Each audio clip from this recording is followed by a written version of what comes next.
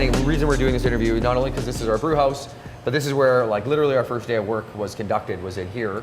Was the day everything was brought in here, so all of our tanks and everything. We sat here literally, I think it was St. Patrick's Day, wasn't it? Yeah, it was middle of March. We sat here and it was super cold and they got everything brought in here. But that night we went home and we were super stoked, and my wife and kids were actually in Mexico, so we had a week of just drinking beer and chatting. And that night we had got Crystal over at Chai Baba. Chai Baba, of course. We went there because we wanted to do, you were really into Jasmine IPAs.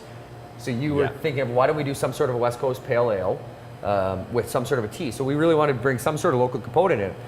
So we went over to Chai Baba. Remember, she gave us a ton of different, she probably gave us 4 or 5 Yeah, she different has 5 or USBs. 6. They're all over the place. Some were green teas, some with cherry blossoms. Right. Some were just regular Earl Grey, bergamot kind of thing. Yeah. And the Earl Grey one, we kind of said this is our neutral, so we did tons of like local West Coast IPAs or pale ales, and then we used the Earl Grey as the neutral.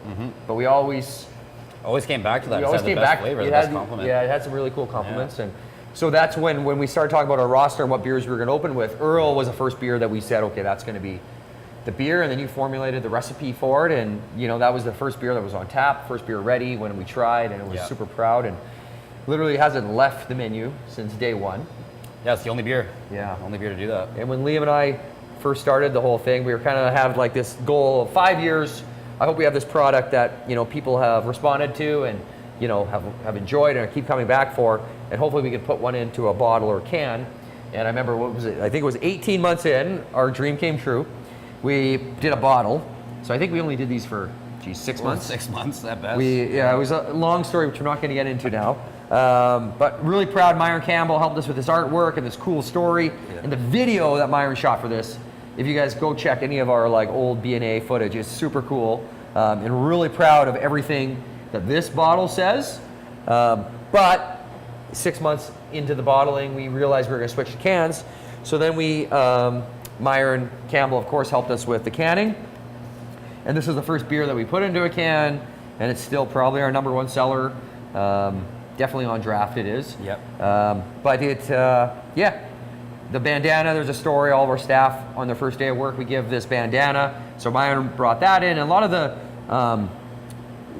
shapes and colors you see are all textures that Myron took from around B&A. So next time you're here, you can have a little scavenger hunt and see where you see those. But this Earl beer to me is like, it's kind of like our baby.